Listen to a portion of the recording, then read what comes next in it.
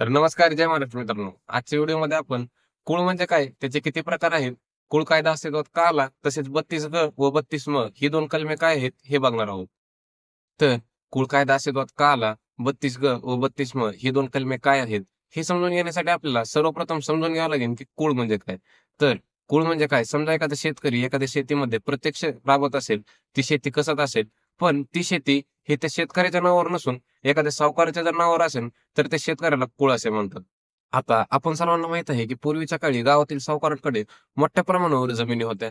कारण गावातील शेतकऱ्याला जर कर्ज पाहिजे असेल, तर तो गावातील सावकाराकडे जायचा, आपली जमीन गहाण ठेवायचा आणि कर्ज घ्यायचा.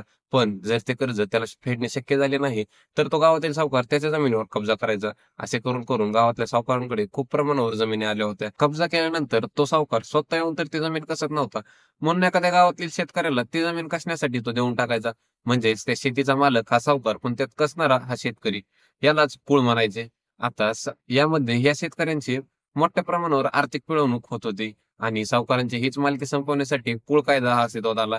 1939 मध्ये सर्वप्रथम या कुळ कायद्याअंतर्गत कुळांची नावे सातबाऱ्यावर नोंदविण्यात आली. आता कुळ कायद्यामध्ये एक तारीख ही खूप महत्वाची आहे आणि ते आपण सर्वांना तोंडपाठ असली पाहिजे. ती म्हणजे 1 एप्रिल 1957. या दिवसाला कृषक दिन म्हणून डिक्लेअर केलं आहे. म्हणजेच समजा जर एखादा शेतकरी 1 एप्रिल 1957 या तारखेला जर एखाद्या शेतीमध्ये कुळ म्हणून राबत असेल, तर त्याच दिवशी तो त्या जमिनीचा मालक झाला. म्हणजे समजा तुमचे आजोबा किंवा पणजोबा हे 1 एप्रिल 1957 रोजी एखाद्या एखाद्या जमिनीमध्ये कुळ म्हणून जर राबत असतील, तर तुम्ही त्या शेतीचे त्याच दिवशी मालक झाले आहात. तर कुळ म्हणजे काय आणि कुळ कायदा हा अस्तित्वात का आला हे आपल्याला समजले. आता समजून घेऊया 32 ची प्रक्रिया काय आहे.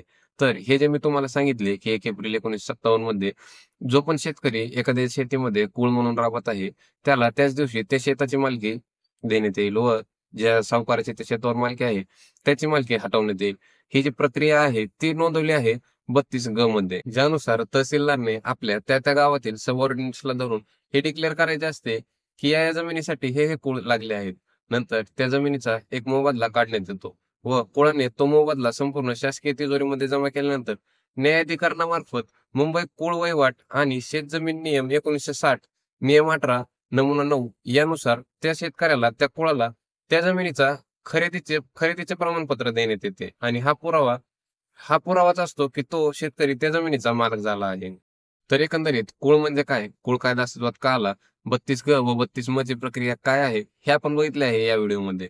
आता पुढच्या व्हिडिओमध्ये कुळाचे जे मुख्य 3 प्रकार आहेत, म्हणजेच कायदेशीर कुळ, संरक्षित कुळ आणि कायम कुळ, ह्याचा संपूर्ण आढावा घेऊया आपण पुढच्या व्हिडिओमध्ये.